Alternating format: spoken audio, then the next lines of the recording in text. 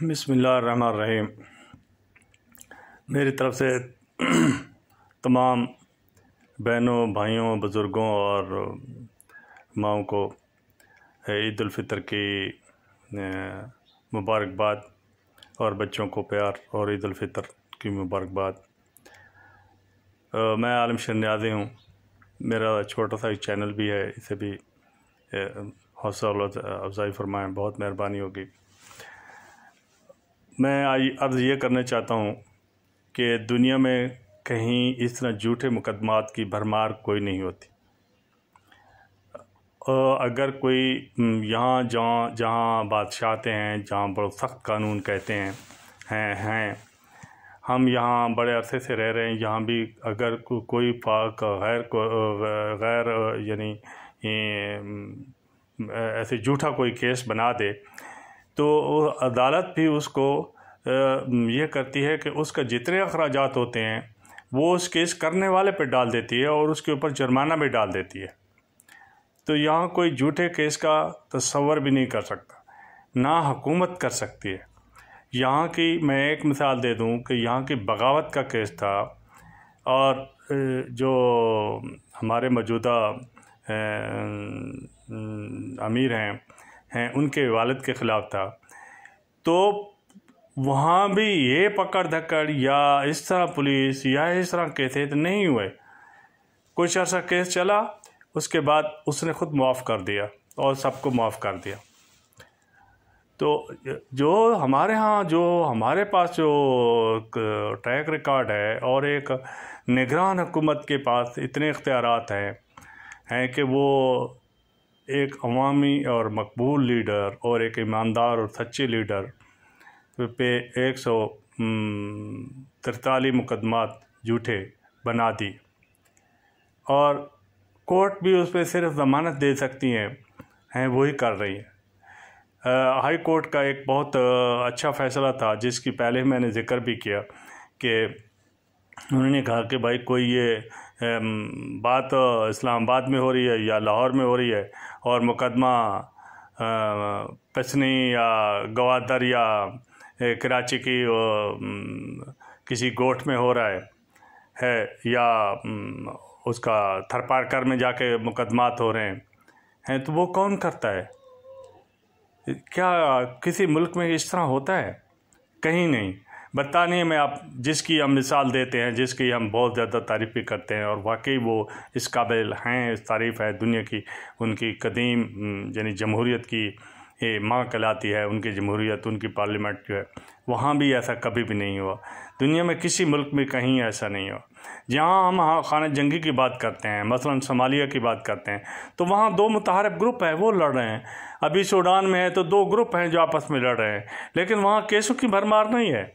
شام ہے تو اس میں بھی 2 گروپ ہیں جو دونوں بندوق کے لے کے لڑ رہے ہیں، اور ایک سائڈ پہ ایک پارٹی کھڑی ہے، دوسری سائڈ پہ اور پارٹی کھڑی ہے، کوئی کسی کو سپورٹ کر رہا ہے تو کوئی کسی کو سپورٹ کر رہا ہے، اور وہ تو متحارب ہیں، وہ تو ایک دوسرے کے خلاف جنگی ہیں، لیکن وہاں کیسوں والا کام نہیں ہے، وہ تو جنگ لڑ رہے ہیں ایک دوسرے کے خلاف۔ پاکستان میں جو ہمارے عوام ہیں، یہ تو پرامن ہیں، انہوں نے تو کوئی سوائے احتجاج کے،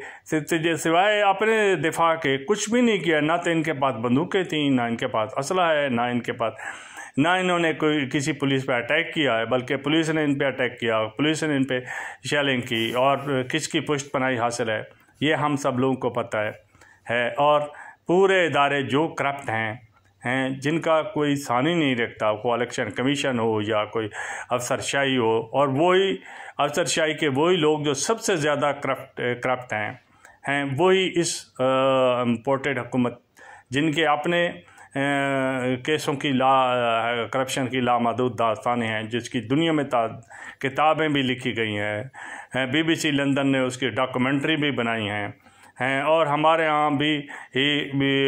مشہور ہیں۔ عام سے بندے سے پوچھو مسٹر 10% کون ہے، ڈیزل کون ہے،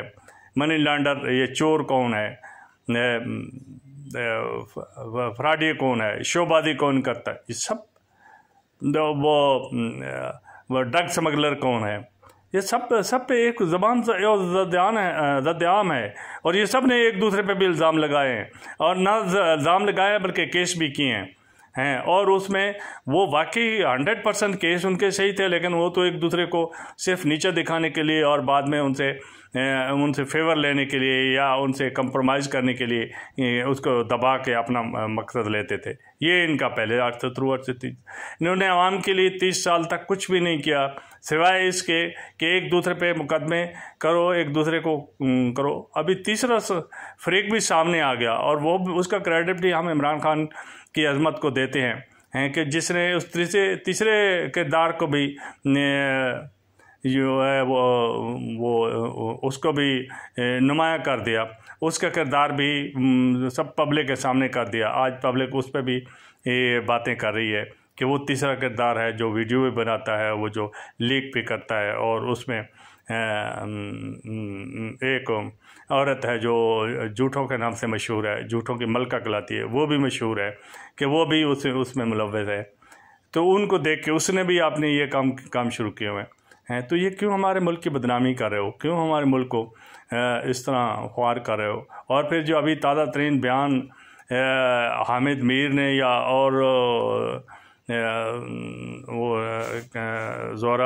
نسیم زہرا صاحبہ نے دیا، جو ایک آرمی چیف کے بارے میں، جسے میں تو اسے عظیم چیف سپہ سالار کہتا تھا، شاید میں بہت زیادہ غلط تھا، کیونکہ ہم تو اپنی آرمی سے، اپنے مضبوط ادارے سے